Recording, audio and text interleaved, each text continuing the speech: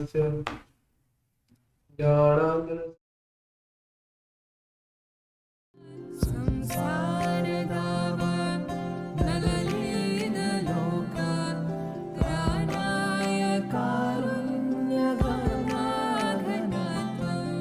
प्राप्तस्य कल्याण गुणाणवस्य वन्दे गुरो श्रीचरणारविन्दं वन्दे गुरो श्रीचरणारविन्दं वन्दे गुरो श्रीचरणारविन्दम्।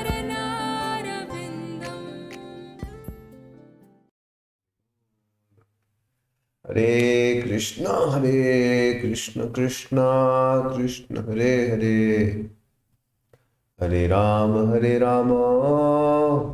राम राम हरे कृष्ण कृष्ण कृष्ण हरे हरे, हरे राम राम राम हरे कृष्णा। तो हम लोग कल 15वें श्लोक की चर्चा कर रहे थे, तो आइए को पढ़ते हैं। पांचजन्यम ऋषिकेशो देवदत्तं धनंजय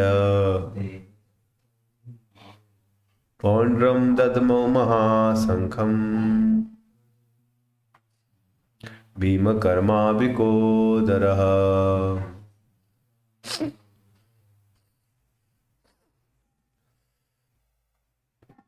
तो भगवान कृष्ण ने अपना पांचजन्य शंख बजाया, अर्जुन ने देवदत्त शंख बजाया तथा अति भोजी तथा अति मानवीय कार्य करने वाले भीम ने पौंड्रक नामक भयंकर शंख बजाया। तो तात्पर्य, इस श्लोक में भगवान कृष्ण को ऋषिकेश बताया जा रहा है, क्योंकि वही समस्त इंद्रियों के स्वामी हैं। सारे जीव उनके भिन्नांश हैं, अतः जीवों की इंद्रियां भी उनकी इंद्रियों के अंश हैं। क्योंकि निर्विशेषवादी जीवों की इंद्रियों का कारण बताने में असमर्थ हैं, इसलिए वे जीवों को इंद्र रहित या निर्विशेष कहने के लिए उत्सुक रहते हैं। भगवान समस्त जीवों के हृदय में स्थित होकर अपने इंद्रियों का निर्देशन करते हैं, किंतु वे इस तरह निर्देशन करते हैं कि जीव उनकी शरण ग्रहण कर ले और विशुद्ध भक्ति की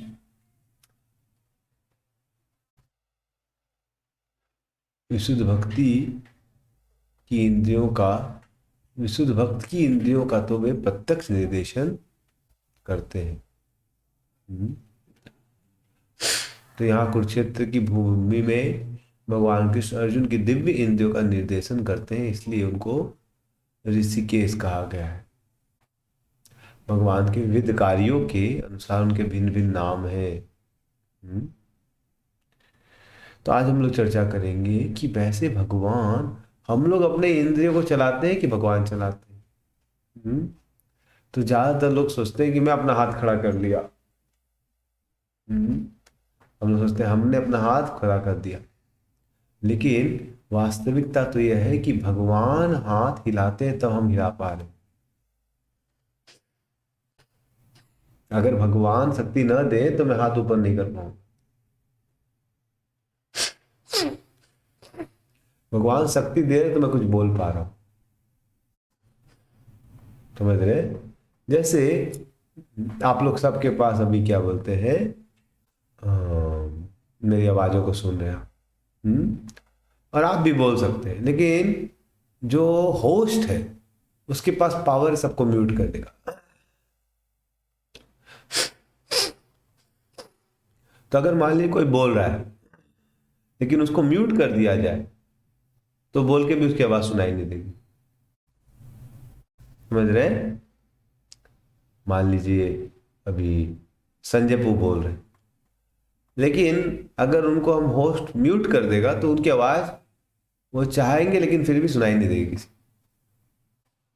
तो बताइए, अगर मान लीजिए वो बोल रहे हैं लेकिन कंट्रोल किसके हाथ में, होस्ट के हाथ में, वैसे ही हमारी इंद्रियों कंट्रोल के होस्ट कौन है, कृष्ण।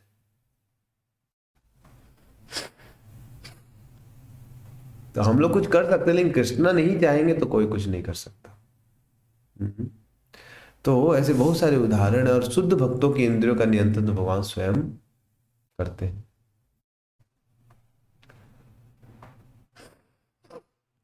तो इसीलिए हमें भगवान की इंद्रियों को संतुष्ट करने का प्रयास करना चाहिए। अगर हम भगवान की इंद्रियों को संतुष्ट करेंगे तो अपने आप हमारी इंद्रियां संतुष्ट हो जाएंगी। जैसे इसके लिए उदाहरण आता है शास्त्र में। कैसे दुर्वासा मुनि एक बार पांडव लोग के पास गए। दुर्योधन ने उनको क्या कर दिया था, बहुत अच्छे सेवा की दुर्योधन ने, और बोला कि हमारी इच्छा है कि आप पांडव के यहां भी जाके सेवा का मौका दीजिए। उसे पांडव से द्वेष था, वो चाहता था पांडव लोग के पास जाएंगे और आप कृपा करके इसी समय पे जाइएगा, दोपहर में 3 बजे जब उनका खाना खत्म हो जाए। तो दुर्वासा मुनि चले गए, और दुर्वासा मुनि जब वहां गए तो पांडव लोग चिंतित हो गए, भाई अब खाना तो कुछ है नहीं, और उनके साथ 60,000 शिष्य थे।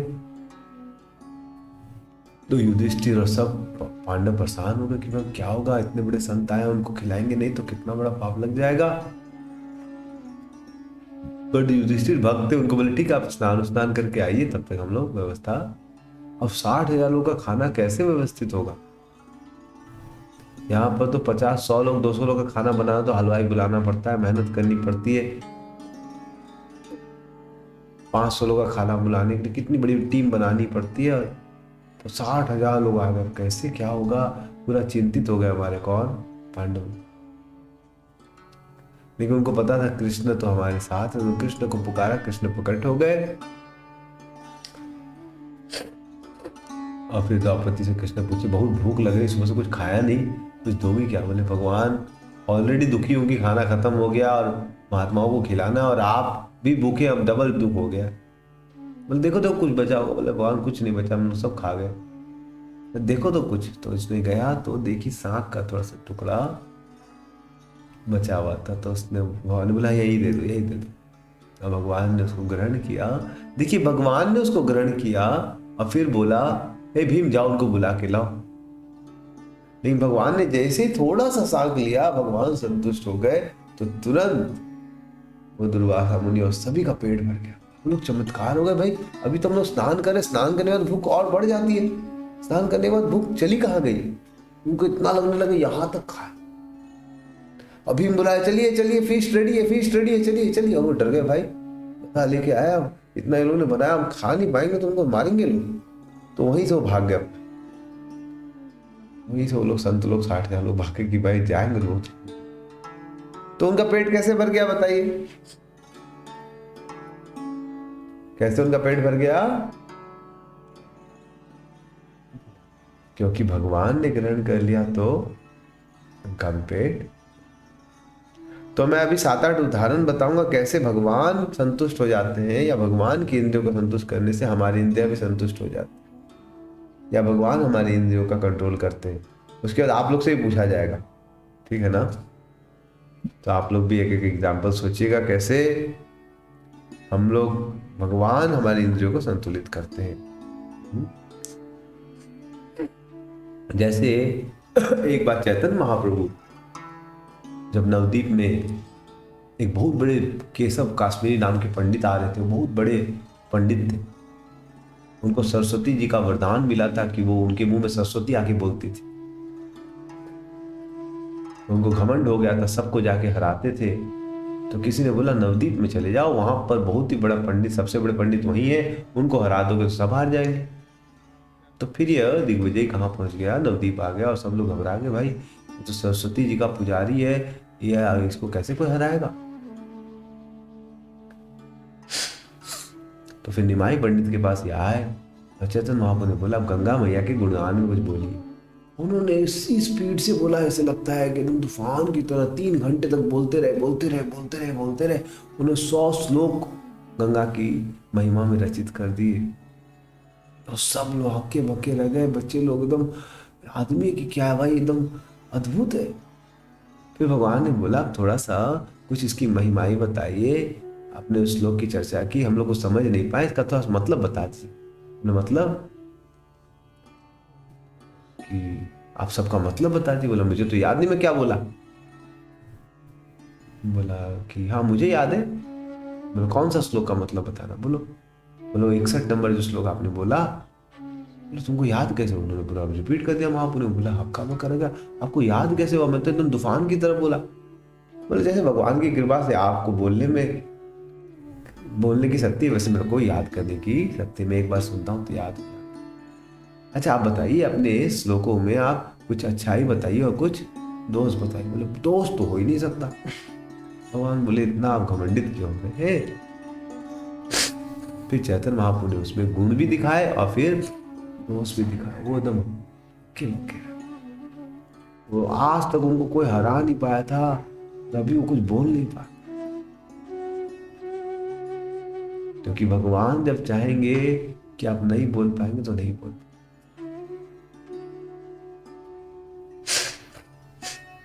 और भगवान की कृपा, सरस्वती की कृपा से जब बोलते तो कोई नहीं हरा पाता था, लेकिन आज भगवान अपने खड़े थे, कुछ बोल नहीं पाए, हार गए पूरे। सब लोग हंसने लगे। महापुरुष बोला हंसो मत, इनका ईमान टूट जाएगा। तो इसके बाद वो सरस्वती जी प्रार्थना किए रात भर। सरस्वती जाके बोलती कि भाई ये मेरी सच्ची कृपा थी, ये मेरे स्वामी है, भगवान कृष्ण है, इनके सामने मैं क्या बोलूंगी, तुम जाओ इनकी शरण ले लो। तो हम देखते हैं कि दिग्विजय पंडित की इंद्रियों का संचालन कौन कर रहा था? वो खुद इतने बड़े पंडित तो क्यों नहीं बोल पा रहे थे? क्यों नहीं बोल पाए? क्योंकि हमारे भगवान क्या है? ऋषिकेश है। हमारे इंद्रियों का कंट्रोल अल्टीमेटली उनके हाथ में है। एक बार अर्जुन को युद्ध के बाद थोड़ा घमंड हो जाता है कि मेरे से बढ़कर कोई योद्धा नहीं है। फिर भगवान बोलते हैं ठीक है, आप मेरी रानियां जो है इनको आप बढ़िया से लेके जाओ। तो जब लेके जाते हैं रास्ते में तो क्या होता है, एक शिकारी आता है और अर्जुन को ललकार देता है। और अर्जुन सोचता है अरे मैं तो गांडीवधारी अर्जुन हूँ, आ जाओ युद्ध करो। और वो शिकारी बहुत आसानी से वो गाला हरा देता है। अर्जुन हक्का बक्का रह जाता है, भाई मैंने पूरी दुनिया में बड़े से बड़े लोग को हराया, यहाँ तक मैंने इंद्र इत्यादि देवी देवताओं के लोक में जाके भी सभी देवताओं को परास्त कर दिया, मुझसे यमराज भी नहीं लड़ पाए, शिव जी तक मेरे को परास्त नहीं कर पाए, और ये छोटा सा कोई ग्वाला मेरे को कैसे हरा दिया? तो फिर अर्जुन समझ गए कि हमारी शक्ति हमारे द्वारा नहीं आती, किसके द्वारा आती है? कृष्ण के द्वारा। इसलिए कभी भी आदमी को ये नहीं सुनना है कि मैं कुछ कर रहा हूं। ऐसा सोचेंगे तो फिर आपको भगवान।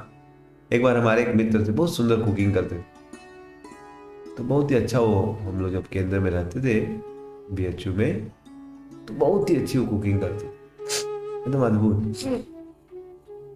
तो हम लोग सबको बहुत प्रिय थे। फिर वो मंदिर ज्वाइन किए, तो फिर उसके बाद वो भगवान के लिए कुकिंग करते थे। तो एक बार मेरे को बताया था मेरे मित्र से कि प्रभु जी तो पता है क्या हुआ? बोला क्या हुआ? बोला भगवान ने मेरे को एकदम शुद्ध कर दिया। बोला क्या, कैसे शुद्ध कर दिया? बोला प्रभु जी मेरे को थोड़ा सा घमंड हो गया था कि मेरे जैसा कोई कुक। बोला प्रभु जी आप तो बहुत अच्छा कुकिंग करते। बोला नहीं प्रभु जी मेरे को थोड़ा ईमान आ गया था, तो मैं लास्ट 2 हफ्ते से जो भी बनाता है टेस्ट ठीक आता ही नहीं था। 2 हफ्ते जो बनाया सबका टेस्ट। तब फिर मैं विनम्र हो गया, भगवान मुझे कुछ नहीं आता है, तो फिर ठीक हो गया।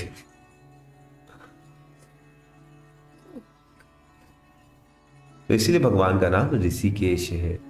क्योंकि अर्जुन शरणागत है, इसीलिए भगवान बोल रहे हैं तुम चिंतित मत रहो, युद्ध में जिताऊंगा मैं तुम्हें। तो एक बार एक वक्त बता रहे थे कि वो कैसे गीता पढ़ते थे, उनको चश्मा लगा हुआ था, लेकिन वो 42 साल की उम्र में चश्मा लगा था उनको, और उनका चश्मे का पावर तो उम्र से बढ़ना चाहिए, लेकिन वो 56 साल के हुए तो एकाएक उनका चश्मा, उनको जरूरत ही नहीं पड़ी। वो गीता पढ़ रहे थे, गीता पढ़ते पढ़ते देखा कि उनको चश्मे की जरूरत ये छोटे अक्षर वाली गीता, मतलब समझ रहे हैं, इस्कॉन वाली बहुत छोटी होती है, हिंदी वाली, उसको पढ़ दे और बोल से पूजी अब मैं बिना चश्मे के पढ़ पा रहा हूं। तो भगवान की ऐसी महिमा होती है कि भगवान हमारी इंद्रियों कंट्रोलर होते हैं। इसलिए दवाई से भी ज्यादा महत्वपूर्ण क्या है? भगवान। इसलिए वैदिक सभ्यता में दवाई खाते हुए सभी भगवान का नाम लेते थे कि भगवान नहीं चाहेंगे तो दवाई भी ठीक नहीं। इसलिए बीमारी का सबसे बढ़िया समाधान है कि आप क्या कीजिए, भगवान का नाम लीजिए। अभी परसों मेरे देख रहा था, बगल में घर में बच्चा बीमार हो रखा था, बहुत अच्छा भक्त है वो, तो उसकी माँ पूरी परेशान हो रखी थी, 15 दिन से बच्चा ठीक नहीं हो रहा था। तो प्रभु जी आए थे मेरे पास, तो मैं मिलने गया, चलो देख के आते। तो फिर मैं गया तो उस बच्चे को बोला, तो माता पूरी निराश हो रखी थी, प्रभु जी 15 दिन से ठीक नहीं हो रहा, क्या करे नहीं करे। तो हमने बोला, भाई बेटा तुम जप करो, हरे कृष्णा करो, ठीक हो जाओ। तो हरे कृष्णा करने लगा और अगले दिन ही ठीक हो गया। हरी तो भगवान के नामों में क्या है? बड़ी शक्ति। भगवान का नाम दिव्य है, परम पवित्र है। तो जो बच्चा 15 दिन से ठीक नहीं हो रहा था, भगवान का नाम लेने लगा, अपने आप ठीक हो गया। इसलिए भगवान का नाम क्या है? ऋषिकेश है।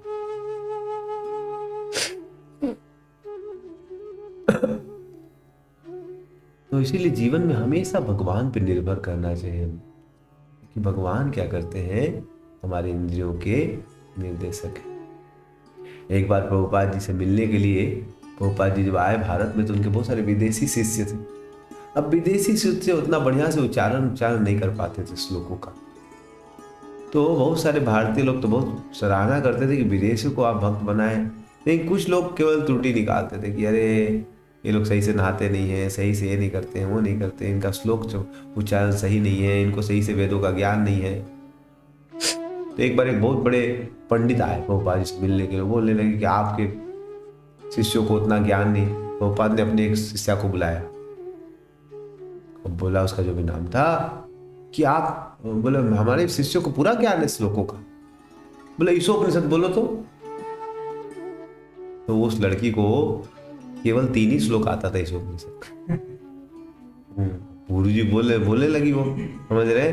तो पोपा जी बोला, हमारे बच्चों हमारे शिष्यों को सब आता है, आप देखिए बोलो ईशोपनिषद। तो बोलने लगी, ओम पूर्णमदा पूर्णमिदं पूर्णात् पूर्णमुदच्यते पूर्णस्य पूर्णमादाय पूर्णमेवावशिष्यते। पोपा बोले उसके बाद बोलो, समझ रहे। तो उसके बाद बोलने लगी, वो दूसरा श्लोक भी बोल दी, ईशावास्यम इदं सर्वं यत्किंचन जगतां जगत्। तो दूसरा नंबर श्लोक बोलो, दूसरा भी बोल दी। उसके बाद उसको कुछ आता नहीं था, समझ रहे। तो पोपा ने बोला, पोपा को पता नहीं कि उसको कितना आता है। पोपा ने बोला, बहुत अच्छा बोली, चलो जाओ। और उसको वो बेचारी सोची कि मुझे तो इसके आगे आता भी नहीं था। तो इस प्रकार से हमारे इंद्रियों के स्वामी कौन है? कृष्ण है। इसलिए कृष्ण का जब आदमी सुबह सुबह नाम ले लेता है, 16 माला कर लेता है, तो हम इस प्रकार से घोषणा करें, कृष्ण आप मेरे इंद्रियों के स्वामी, मेरे इंद्रियों को आप संभालिए। इसलिए देखा गया बहुत सारे बच्चे बताते कि 16 माला अच्छे से कर ले तो मन शांत हो, और नहीं करते तो फिर इंद्रिया एकदम। ऐसा मेरा बहुत बड़ा अनुभव है कि रोज सुबह भूख लग जाती, लेकिन एकादशी के दिन जिस दिन जप उप करते हैं उस दिन भूख नहीं लगती। जिस दिन को सेवा रहती है उस दिन अपने आप भूख, ऐसे दिन तो सुबह भूख लग जाती, लेकिन जब आपकी कुछ सेवा रहेगी, आप भगवान की सेवा करें, तो उस दिन कहाँ शक्ति आ जाती पता, या कैंप में जाते हैं पता नहीं कहाँ शक्ति आती है, उस समय शरीर चल जाता है। तो इससे पता चलता है कि हमारे इंद्रियों के कंट्रोलर कौन है? कृष्ण है। इसलिए भगवत भक्ति में कृष्ण की इंद्रियों को तृप्त करना ही भक्ति कहलाता है। अभी कुछ दिनों में गर्मी आ जाएगी, चंदन यात्रा होती, इसमें भक्त लोग बेचारे चंदन को घिसते, पसीना आता है शरीर से, और भगवान को क्या लगाते? चंदन लगाते। तो भगवान को जब चंदन लगाते हैं तो भगवान जब ठंडे हो जाते हैं तो फिर अपने आप भक्तों को भी क्या लगता है? ठंडा ठंडा कूल कूल लगता है। शरीर से पसीना गिरता है, लेकिन अंदर से क्या लगता है? भगवान आनंद है। हनुमान जी लंका में पूरा भगवान की सेवा के लिए गए, लंका जला दिए। उनको पकड़ लिया रावण ने और क्या किया कि पूंछ में आग लगा दी। लेकिन वो पूंछ आग लगी लेकिन उनको गर्मी नहीं लग रही, बिकॉज भगवान उनके इंद्रियों को ठंडा कर दे। इसलिए जीवन में भगवान को खुश करना चाहिए। भगवान को खुश करेंगे तो समझ जाइए आप सब कुछ अपने आप ठीक। एक बार जब कृष्ण का जन्म होने वाला था तो वसुदेव को रात को कृष्ण प्रकट हुए, बोले कि आप मुझे गोकुल लेके जाए। अब बताइए गोकुल कैसे लेके जाओगे, हाथ में तो बेड़ी बंधी भी है। लेकिन वो भगवान के आदेश को पालन करने लगे कि पता था कृष्ण ऋषिकेश है, वो चाहेंगे तो जो करना है कर लेंगे। वो आगे जैसे ही बढ़े पांव की बेड़ी टूट गई। जैसे कृष्ण को गोदी में उठाने लगे हाथ की बेड़ी टूट गई। 7 दरवाजे थे, चौकीदार सब सोए हुए थे, गेट बंद था, लेकिन जैसे वो गेट के सामने पहुंचते थे गेट खुल जाता। तो इस प्रकार से देखते हैं जब आप कृष्ण की प्रसन्नता के लिए कार्य करेंगे तो अपने आप देखेंगे कि कृष्ण आपके जीवन की डोर को अपने आप अपने हाथों में ले लेंगे। एक बार एक जगन्नाथपुरी में एक पुजारी थे जिनका नाम था तलीचा महापात्र। तो बहुत बड़े भक्त थे। तो एक दिन वो पूजा कर रहे थे भगवान की, तब तक राजा आ जाते। तो जब सुनते राजा आ गए तो वो क्या करते हैं से तुरंत राजा को वेलकम करते हैं, उनको भगवान जगन्नाथ जी का महाप्रसाद देते हैं। लेकिन वो देखते हैं कि जगन्नाथ जी का माला खत्म हो गया था, शाम का समय हो गया था, भगवान को शयन का समय हो गया था। तो भगवान की माला सब उन्होंने बांट दी थी, एक पहन ली थी खुद। तो सोचे अरे राजा आएंगे और मैं उनको माला नहीं दिया भगवान की तो अच्छा नहीं। तो उन्होंने क्या क्या क्या करी, कुछ माला नहीं दी, अपने गले की माला जो भगवान की माला उन्होंने खुद पहनी थी वो भगवान को फिर से चढ़ा दी। तो अपराध हो गया, आपको कोई माला दी जाए भगवान को फिर चढ़ा सकते हैं क्या, समझ रहे? तो अभी क्या करें? लेकिन उन्होंने सोचा भाई राजा को अच्छा नहीं लगेगा, तो उन्होंने, राजा गुस्सा हो जाएगा मार उड़ देगा, तो उसने क्या किया अपनी अपनी जूठी माला भगवान पे चढ़ा। फिर राजा आए, उनको उन्होंने चरणामृत दिया, माला पहनाई, राजा बहुत खुश हो गए। राजा फिर अपने राज्य में गए, सिंहासन में बैठे थे। जब सिंहासन में बैठे तो देखे कि माला के अंदर से काला काला बाल दिखाई दिया। बाल कहाँ से आ गया? राजा बहुत बुद्धिमान होते, समझ गया अच्छा ये लगता है किसी की पहनी हुई माला, मतलब तलीचा ने पहनी थी माला और ये जूठी माला किसको पहना दी। पूरा गुस्सा हो गया, उसको बुलाए, तुरंत बुलाओ उसको। तो तलीचा महापात्र वहां गए, तो क्या हुआ, पर तुम भगवान को अपना जूठा माला पहना है, बाल कहां से आया? देख के तलीचा कांपने लगा बेचारा, कह रहे तो काट देगा मेरे को। बोले कहां से आ गए? उसको बोलती नहीं आ रही, क्या बोले भाई, वो भगवान से प्रार्थना, भगवान मैं तो आपकी प्रसन्नता के लिए किया, मतलब अब मैं क्या करूं नहीं करूं, बाल आ गया।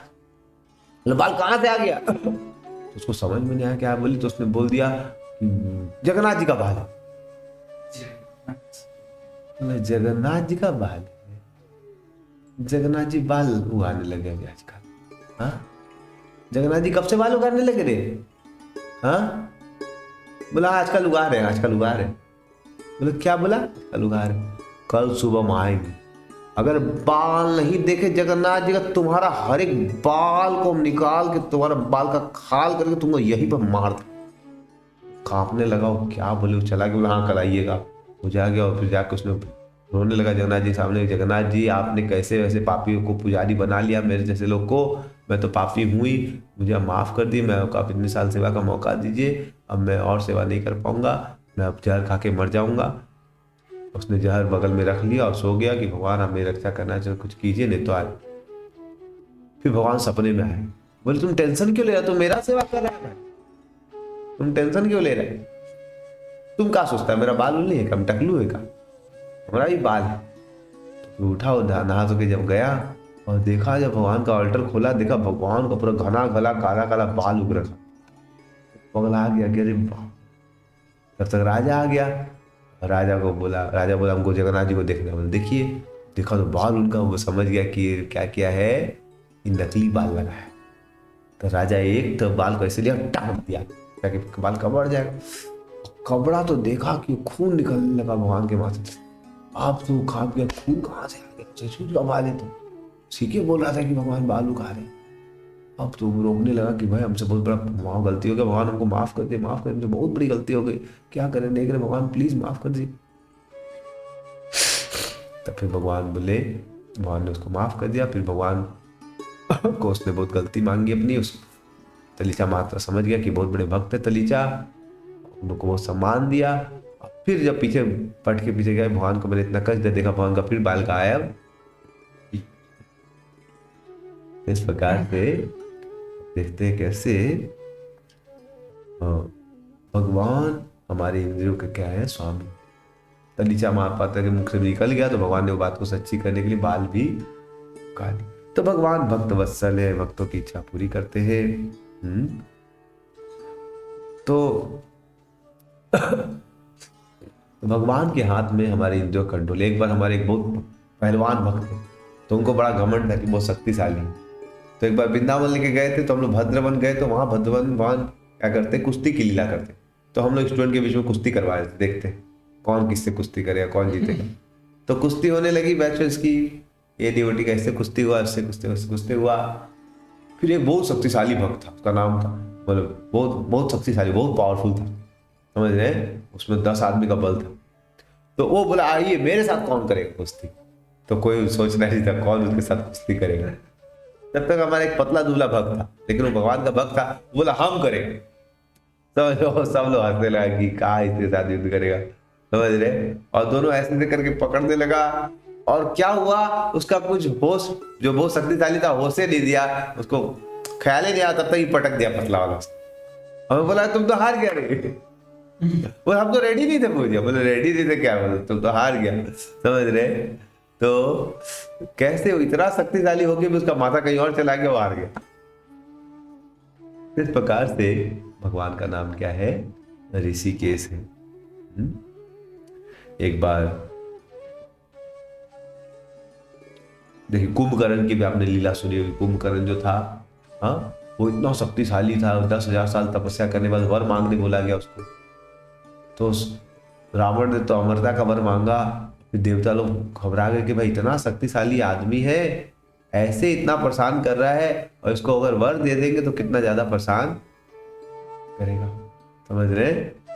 तो सरस्वती उसके मुंह में आ गई और बुलवा दी कि मैं सोना चाहता हूं, समझ रहे। तो भगवान क्या है, ऋषिकेश। इसलिए जीवन में भगवान को प्रसन्न करने से आप देखेंगे भगवान सब चीज के कंट्रोलर है। एक बार एक व्यक्ति रहते, नरोत्तम दास ठाकुर, बहुत बड़े भक्त रहते। तो उस इलाके में बहुत बड़ा डकैत रहता, उसका नाम रहता चंद्र राय। बहुत पाप करता, बहुत पाप। तो पाप करता है, इसीलिए फिर बाद में क्या होता है, उसको एक ब्रह्म राक्षस पकड़ लेता है और इतना कष्ट देता है, वो राक्षस के कुछ नहीं कर पाता, इतना कष्ट देता है, इतना कष्ट देता है, तो पूरा परेशान हो जाते हैं। अब अंदर से भगवान क्या कर रहे थे, उसके इंद्रियों को वो ब्रह्म राक्षस परेशान कर रहा था, कुछ नहीं कर पा रहा था, उसका सब पाप फलीभूत हो रहा था, बेचारा रोता था, चीखता था, लेकिन कुछ कर नहीं पाता था। तब किसी ने बोला उसके पिता को कि कोई अगर महान वैष्णव आएंगे और इसके सर पे चरण रखेंगे नरोत्तम दास ठाकुर, तब ये भूत ठीक हो जाए।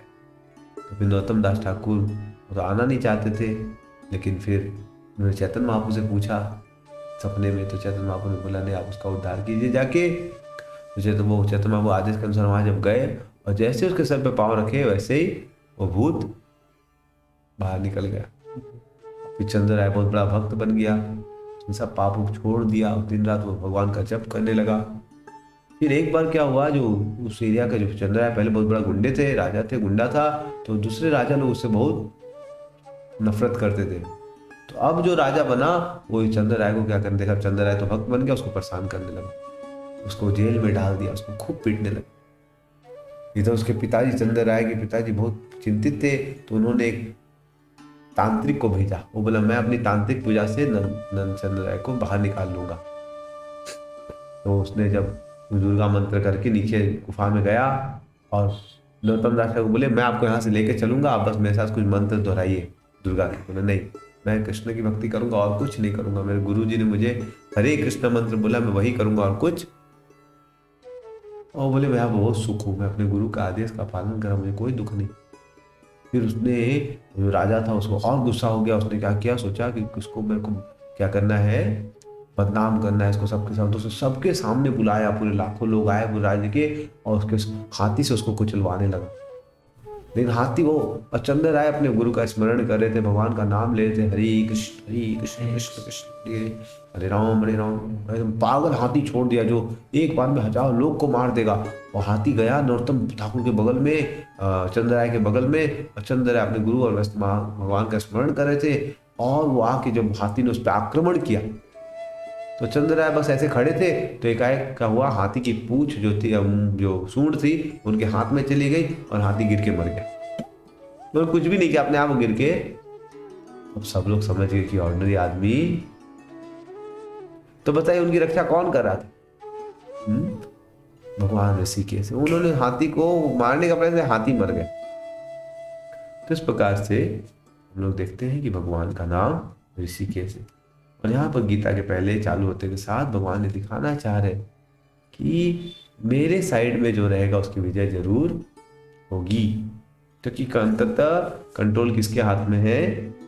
मेरे हाथ में। तो ऐसे करके बहुत सारे उदाहरण हैं जिससे हमें पता चलता है कि इंद्रियों के स्वामी कौन है? कृष्ण। इसलिए कृष्ण की इंद्रियों को संतुष्ट करने का प्रयास करें। इस दुनिया में आदमी, मान लीजिए आप आईने में बिंदी लगाएंगे कि अपने सर पे लगाएंगे? अगर कोई स्त्री अपना डेकोरेशन करना चाहती है तो आईने में बिंदी लगाएगी कि अपने सर पे लगाए?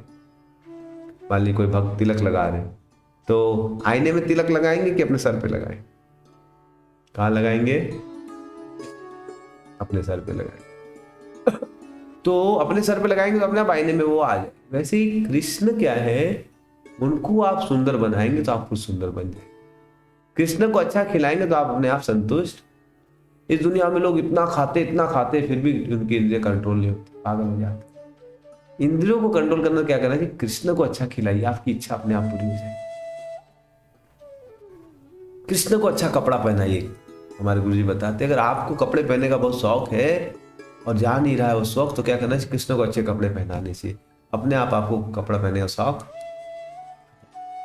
कृष्ण को अच्छा खिलाइए, अपने आप आपको खाने की जो वासना है, भोग वासना खत्म। कृष्ण को सुख दीजिए, कृष्ण को अच्छा पहनाइए, कृष्ण को खिलाइए, कृष्ण को सुलाइए, कृष्ण को प्रसन्न कीजिए, कृष्ण के लिए बोलिए, कृष्ण के लिए चलिए, कृष्ण के लिए नाचिए। अब देखेंगे आपका जीवन पूर्ण रूप से हो जाएगा सफल। यही गीता का सार है। अर्जुन को भगवान यही बताना चाह रहे, अर्जुन तुम मेरे हिसाब से चलो, अपने हिसाब से मत सोचो कि मैं, मेरे पूर्वज मारे जाएंगे, ये हो जाएगा। तुम मेरे हिसाब से चलो, तुम देखो अपने आप सब कुछ ठीक। मैं बोल रहा हूँ युद्ध करो तो करो बस। ठीक है, तो मैंने बताया ऋषिकेश के बारे में, कैसे भगवान इंद्रियों के कंट्रोलर है। कोई किसी का प्रश्न है या किसी को कुछ कोई बताना चाहेंगे कुछ और? कैसे भगवान ऋषिकेश है, या किसी का कुछ प्रश्न?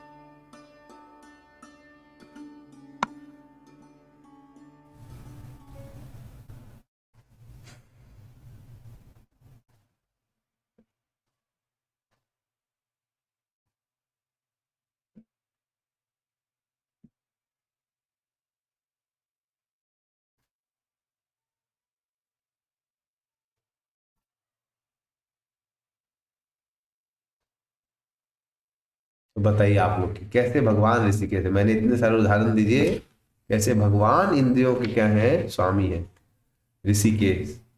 आप लोग कोई उदाहरण दीजिए कैसे भगवान ऋषिकेश।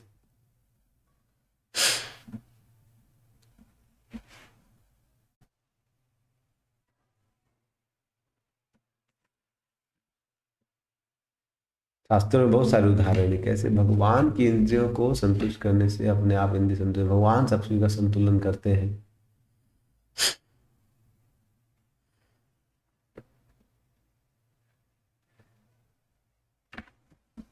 किसी के मन में कुछ आ रहा है तो बताइए।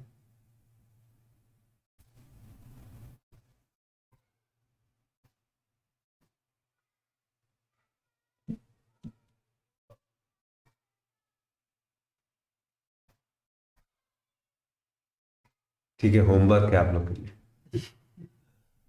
कल पूछेंगे भगवान ऋषिकेश कैसे है, आप सोच के आइएगा। हरे कृष्णा। श्री प्रभुपाद की ग्रंथ राज में भगवद गीता की जय। श्री प्रभुपाद की।